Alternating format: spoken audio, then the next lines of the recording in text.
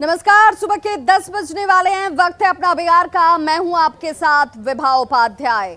बिहार वासियों के लिए आज का दिन ऐतिहासिक है, खास है। आज पटना को उत्तर बिहार से जोड़ने वाले महात्मा गांधी सेतु के पूर्वी लेन का उद्घाटन होने जा रहा है। केंद्रीय सड़क परिवहन एवं राजमार्ग मंत्री नितिन गडकरी और मुख्यमंत्री नीतीश कुमार इस महात्मा गांधी सेतु के पूर्वी लेन का उद्घाटन करते हुए आपको नजर आएंगे। और इसके साथ ही बिहार की शान गांधी सेतु पर जाम अब बीते दिनों की बात हो जाएगी। इस मौके पर बिहार को 13,585 करोड़ की योजनाओं की सौगात मिलेगी। महात्मा गांधी सेतु की जर्जर स्थिति के बाद साल 2017 में स्टील ब्रिज बनाने का काम शुरू किया गया था। जुलाई 2020 में पश्चिमी लेन पर गाड़ियां सरपट दौड़ने लगी, लेकिन एक ही लेन पर दोनों तरफ से गाड़ियां चलने की वजह से आए दिन जाम की समस्या से लोगों को दो चार होना पड़ रहा था। अब पूर्वी लेन के चालू होते ही पटना और हाजीपुर के बीच की दूरी जो है वो मात्र 15 मिनट में तय की जाएगी। करीब 6.25 किलोमीटर लंबे पुल की मजबूती के लिए विशेष डिजाइन के तहत इसे तैयार किया गया है। पुल के 46 पायों को हेड गार्डर के जरिए ज्वाइंट किया गया है। पूरी परियोजना की अगर बात की जाए तो पूरी परियोजना पर 1800 करोड़ रुपए की लागत आई है। आज बिहार के लिए बेहद खास दिन है, क्योंकि आज उत्तर बिहार और दक्षिण बिहार के लाइफ लाइन के रूप में जाने जाने वाले महात्मा गांधी सेतु ब्रिज का पूर्वी लेन का आज उद्घाटन होने वाला है, जिसका उद्घाटन करने केंद्रीय मंत्री नितिन गडकरी यहां पर पहुंचने वाले हैं। और उत्तर बिहार और दक्षिण बिहार के लिए कितना खास महत्व रखता है महात्मा गांधी सेतु पुल की आप इसी से समझ सकते हैं कि लगभग एक दिन में 50 से 60 हजार वाहन इस पुल के जरिए उत्तर बिहार से दक्षिण बिहार और दक्षिण बिहार से उत्तर बिहार की ओर आते हैं।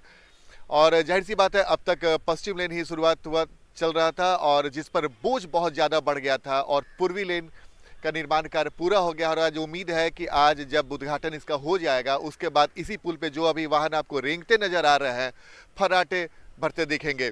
और जाहिर सी बात है, लगभग 5,750 मीटर लंबा है महात्मा गांधी सेतु का सुपर स्ट्रक्चर, जिसका निर्माण जो पूर्वी लेन की तरफ से किया गया। और पूरे गांधी सेतु के जो ब्रिज का जो निर्माण हुआ है वो अब जंग रोधी स्टील से इसका निर्माण किया गया है, ताकि इस पर कोई जंग नहीं लगे। और जाहिर सी बात है, गंगा नदी पर देश में पहली बार इस तरीके से पुराने पिलर पर नए पुल का निर्माण किया गया है, जो बेहद खास महत्व रखता है। तो जाहिर सी बात है, आज से जो उत्तर बिहार और दक्षिण बिहार की ओर जो यात्रा करने वाले यात्री है उनके लिए बड़ी सुविधा मिलने जा रही है। और इसका 11 बजे के आसपास उद्घाटन होगा।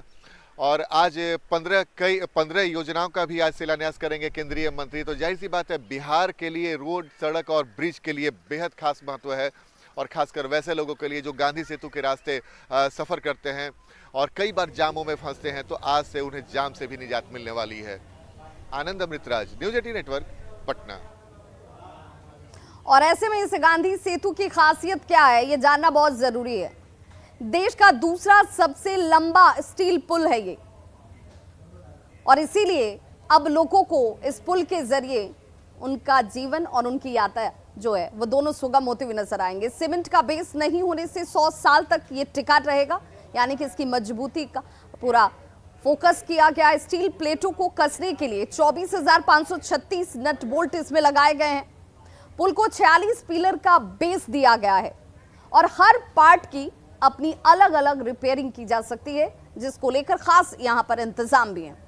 पुल में शॉकर के बजाय बेरिंग का इस्तेमाल किया गया है और खराब होने पर इसे बदलना आसान होगा, इसीलिए शॉकर के बजाय बेरिंग का इस्तेमाल इस पुल पे किया गया है। और ऊपर स्टील स्ट्रक्चर से पुल का लोड कम होगा। साइकिल और पैदल यात्रियों के लिए 3.75 मीटर चौड़ा फुटपाथ, उसके लिए अलग से इसका इंतजाम भी। सुरक्षा इंतजामों की बात ऐसे पुलों को लेकर सबसे महत्वपूर्ण हो जाती है कि सुरक्षा इंतजाम किस तरह के होंगे। तो 5 बड़े सुरक्षा इंतजाम भी इसमें हैं। जगह जगह सेफ्टी इंडिकेटर्स लगाए गए हैं। 24 घंटे लाइट की व्यवस्था की गई है। बिजली नहीं होने की स्थिति में सोलर लाइट, ये भी इसकी एक खासियत है। और सुरक्षा के लिहाज से यहाँ पर ये इंतजाम किए गए हैं। साइकिल और पैदल चलने वाले यात्रियों को लेकर खास और अलग से फुटपाथ बनाया गया है। सड़क पर गिट्टी के पंच से गाड़ियां स्किप नहीं करेंगी, क्योंकि यहाँ पर इस तरह की समस्याओं से दो चार होना पड़ रहा था। सुरक्षा को लेकर 40 किलोमीटर प्रति घंटे की रफ्तार यहां तय की गई है, यानी कि आप इस रफ्तार को अगर क्रॉस करते हैं तो आप पर जुर्माना भी लग सकता है। गांधी सेतु के नाम 2 रिकॉर्ड हैं, पहले से ये रिकॉर्ड है। 1982 में देश में चर्चा में ये गांधी सेतु सबसे पहले आया था। 35 साल तक देश का सबसे लंबा पुल रहा ये गांधी सेतु। गांधी सेतु को लेकर 2 बार इतिहास बना है। सबसे पहले लंबा पुल और अब देश का दूसरा सबसे लंबा पुल स्टील पुल जो है वो। पहली बार ये पुल 7.5 साल में बनकर, यानी कि तकरीबन 7.5 साल में बनकर तैयार हुआ और अब ये मात्र 5 साल में बनकर तैयार हो चुका है। और चलिए हमारे सहयोगी हमारे साथ इस वक्त सीधे लाइव जुड़े हुए हैं, उनके साथ जुड़ते हैं और जानते हैं कि इस वक्त चूंकि सभी इंतजार कर रहे हैं, सीधे तौर पर अगर मैं जानना चाहूं, चूंकि जब भी बात गांधी सेतु की होती है तो इसके साथ जुड़ी हुई परेशानियां भी लोगों के जहन में दौड़ जाती हैं। लोगों को ये लगता है कि चलिए वक्त से पहले घर से निकलना होगा, कहीं गांधी सेतु पर जाम में न फंस जाएं। उन सारे लोगों के लिए, बिहार वासियों के लिए भी और बिहार में आने वाले दूसरे राज्यों से भी लोगों के लिए अब इस गांधी सेतु पर जाम की समस्या से निजात मिलने जा रही है। बिल्कुल कहा जा सकता है कि जिस तरीके से गांधी सेतु पर जाम की समस्या होती थी, लोग पूरे दिन फंसे रहते थे, पूरे रात फंसे रहते थे, अब ये समस्या नहीं होगी।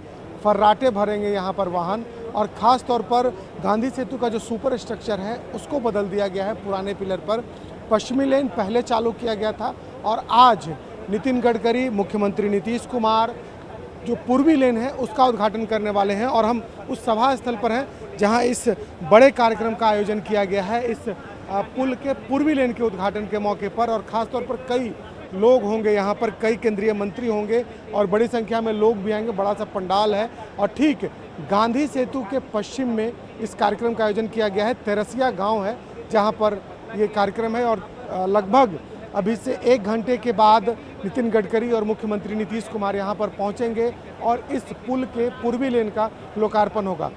काफ़ी महत्वपूर्ण इसलिए है क्योंकि यदि गांधी सेतु जाम हो तो लोगों को समस्या इतनी होती है कि वो चाह करके भी हाजीपुर की ओर नहीं जा सकते हैं और हाजीपुर से पटना नहीं आ सकते हैं। छोटी गाड़ियों के परिचालन के लिए जेपी सेतु का निर्माण कराया गया है, लेकिन उसके बावजूद पटना का जो लाइफलाइन है वो कहीं ना कहीं गांधी सेतु है। और ऐसे में आज जो उद्घाटन हो रहा है एक बड़ा तोहफा है बिहार वासियों के लिए, क्योंकि जिस तरीके से गांधी सेतु का हाल जर्जर हो गया था, कोई यह सोच भी नहीं सकता था कि इतने बड़े पैमाने पर बदलाव किया जाएगा। पूरा स्ट्रक्चर को बदलकर सुपर स्ट्रक्चर बनाया जाएगा और फिर से दोनों लेन है वो एक नए पुल के तरीके से काम करेगा।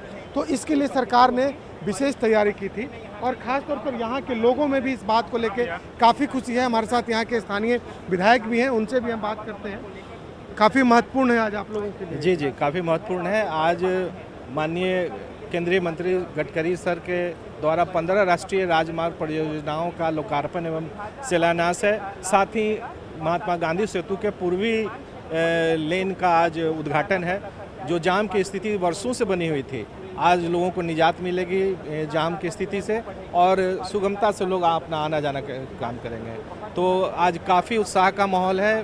पूरे उत्तर बिहार के लोग आज खुश हैं कि हम लोग को एक बड़ी सौगात भारत सरकार और गांधी सेतु के साथ साथ और भी कई सौगात हैं जो नितिन गडकरी लेकर के आ रहे हैं। लगभग कहा जा सकता है कि 1350 करोड़ का जो 13,500 करोड़ का जो सौगात है वो इस वक्त बिहार को मिलने वाला है। और थोड़े ही देर के बाद कई घोषणाएं होंगी और ख़ास तौर पर सड़कों का जो जाल है वो बिछाने की तैयारी की जा रही है।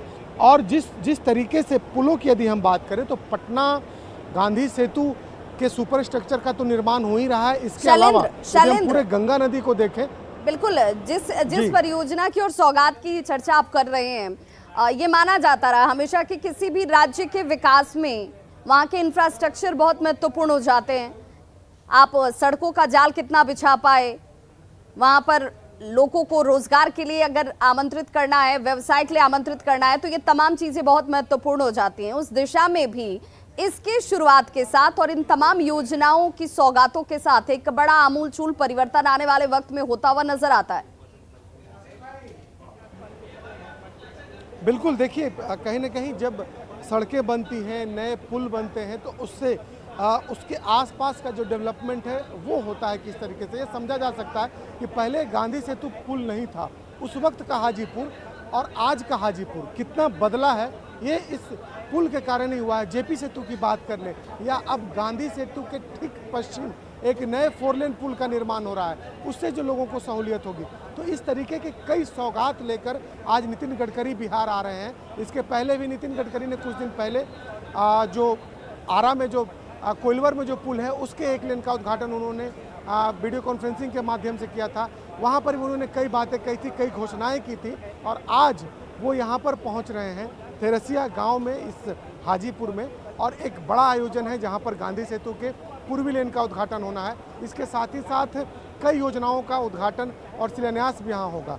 गांधी सेतु के आम लोगों से आपकी बात हो पाई शैलेंद्र, क्योंकि आम लोग, चूंकि पुल का जब इस्तेमाल होगा तो आम और खास सभी करेंगे, लेकिन आम लोगों की परेशानी सबसे ज्यादा होती थी कि जो आम लोग हैं वो उनकी परेशानी। और देखिए यहाँ पर हम तस्वीरों के जरिए भी दिखाना चाहेंगे कि किस तरीके से यहाँ पर जो लोग हैं वो यहाँ पर पहुँचने लगे हैं, चूँकि उन्हें एक बड़ा सौगात मिलने वाला है और देश के एक बड़े नेता नितिन गडकरी भी यहाँ आने वाले हैं एक सौगात को लेकर के। तो लिहाजा यहाँ पर काफ़ी बड़े पैमाने पर व्यवस्था किया गया है ताकि अधिक से अधिक लोग यहाँ आ सकें। और ख़ास तौर पर ये जो पूरा इलाका है, इस इलाके के लिए सबसे ज़्यादा ये कहीं ना कहीं फ़ायदेमंद साबित होगा। सबसे बड़ा वरदान है, क्योंकि यदि इन्हें पटना से आना है या इन्हें पटना जाना है तो घंटों मशक्क़त करनी पड़ती थी पहले, लेकिन अब ये स्थिति नहीं होगी। अब चंद मिनट में लोग जो हैं ये पटना से हाजीपुर और हाजीपुर से पटना बिल्कुल पहुंच जाएंगे। 15 मिनट तो की दूरी पर ही आप इस रास्ते को तय कर पाते हैं और आपके लिए ये सुगम और आसान भी हो जाता है। बहुत बहुत शुक्रिया शैलेंद्र, आप इस पर नजर बनाए रखिए। तकरीबन 11 बजे का वक्त हमारे सहयोगी बता रहे हैं जब नितिन गडकरी यहाँ पर होंगे, मुख्यमंत्री नीतीश कुमार होंगे और ये उद्घाटन और पूर्वी लेन के इस उद्घाटन के साथ ही लोगों के लिए जाम से निजात मिल जाना और उनकी यात्रा का सुगम और आसान हो जाना संभव होगा। और अब बात करते हैं मुख्यमंत्री नीतीश कुमार से कि जिनके बड़े सियासी मास्टर स्ट्रोक उनकी तरफ से इस वक्त खेला गया, जिसमें बिहार में अगले 9 महीनों में जातीय जनगणना का काम जो है वो पूरा कर लिया जाएगा। ये बड़ी जानकारी इस वक्त, जिसमें फरवरी 2023 तक जातीय जनगणना के काम को पूरा कर लिया जाना है, जिस पर करीब 500 करोड़ रुपए खर्च होंगे। इसे सीएम का बड़ा मास्टर स्ट्रोक माना जा रहा है। सीएम नीतीश ने एक तीर से कई निशाने एक साथ साधने की कोशिश की है।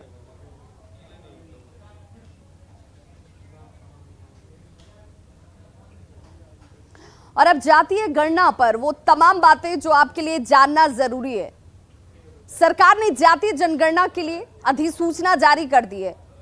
अब अधिसूचना में क्या है वो भी जान लीजिए। बिहार में जातीय गणना पर 500 करोड़ रुपए राज्य सरकार खर्च करने जा रही है। जातीय गणना का खर्च बिहार सरकार स्वयं वहन करेगी, इसे खुद उठाएगी। बिहार आकस्मिकता निधि से पैसे खर्च किए जाएंगे। बिहार में फरवरी 2023 ये वो डेडलाइन तय किया गया है जब जातीय गणना का काम पूरी तरह कर लिया जाएगा। सरकार का सामान्य प्रशासन विभाग इस पूरे काम को कराता हुआ नजर आएगा। जातीय गणना जिलाधिकारी करने वाले होंगे, यानी कि अगर जो जिले के डीएम हैं उनको ये जिम्मेदारी सौंपी गई है। जातीय गणना के नोडल पदाधिकारी डीएम, ग्राम पंचायत, उच्च स्तर के कर्मियों की सेवा लेंगे और जातीय गणना में आर्थिक स्थिति का सर्वेक्षण भी होगा कि आपकी आर्थिक स्थिति किस तरह की रही है।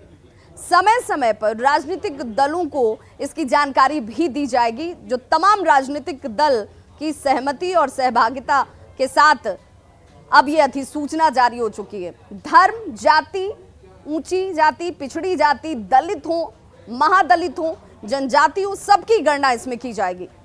समुदाय विशेष की आर्थिक स्थिति की जानकारी मिलेगी कि उनकी आर्थिक स्थिति कैसी है। जातीय गणना में सभी बिहारियों की भी गणना होगी। जो लोग बिहार के अंदर हैं या फिर बिहार से बाहर रह रहे हैं, उन सभी लोगों को इसमें शामिल किया जाएगा। जैसा मुख्यमंत्री नीतीश कुमार ने साफ कर दिया है, बिहार वासी की गणना होगी, यानी वो बिहार वासी जो बिहार में रह रहे हैं और जो बिहार से बाहर हैं वो सब इसमें शामिल होंगे। 1 महीने में जातीय गणना का काम शुरू कर दिया जाएगा। अब चलिए बताते हैं कि जातीय गणना को सीएम नीतीश कुमार का सियासी मास्टर स्ट्रोक क्यों माना जा रहा है।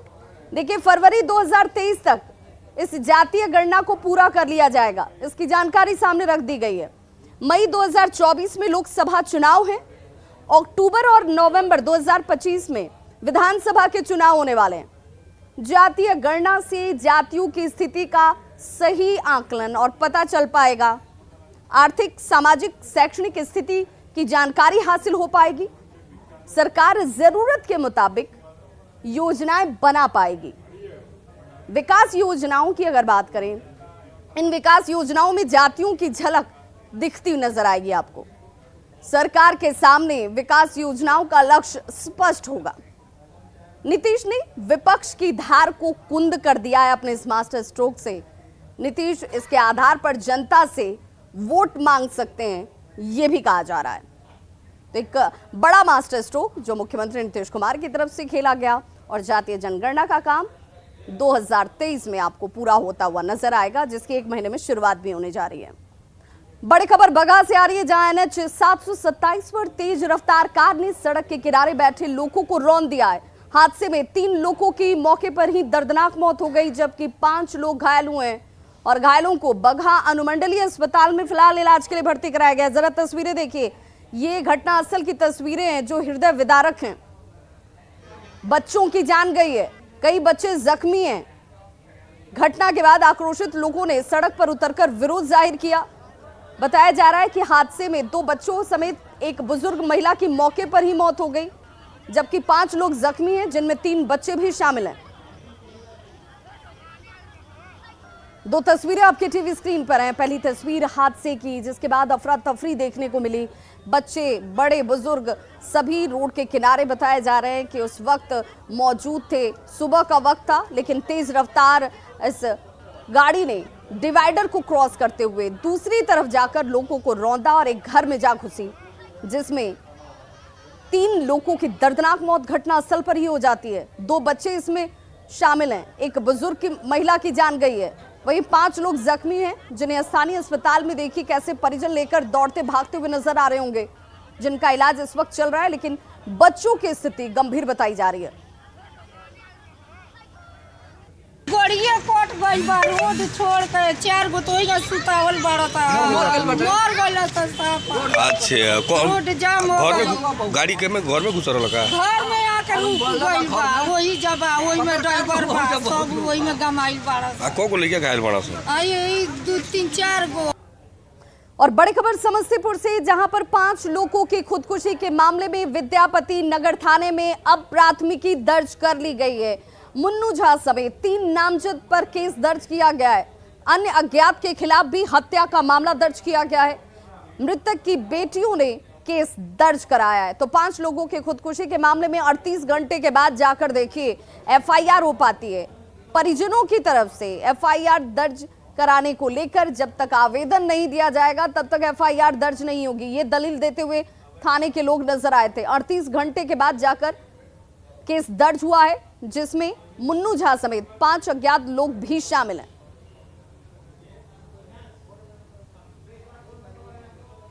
पूर्वी चंपारण में पकड़ी दयाल के हरनाथपुर परसौनी गांव में एक बहू के कारनामे से हर कोई हैरान है।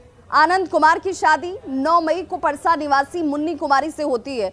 जिस शादी समारोह की तस्वीर आप देख रहे हैं, ये 9 मई की तस्वीर है, लेकिन बहू जब अपने ससुराल पहुंची तो रात में ही फरार हो जाती है। दुल्हन अपने साथ जेवरात, नकद और बाइक लेकर फरार हुई और ये कहा जा रहा है कि दुल्हन के साथ उसके भाई और 2 साथियों ने भी इस घटना को अंजाम दिया है। परिवार वाले सकते में सन्न है और अब पुलिस जांच में जुट गई है।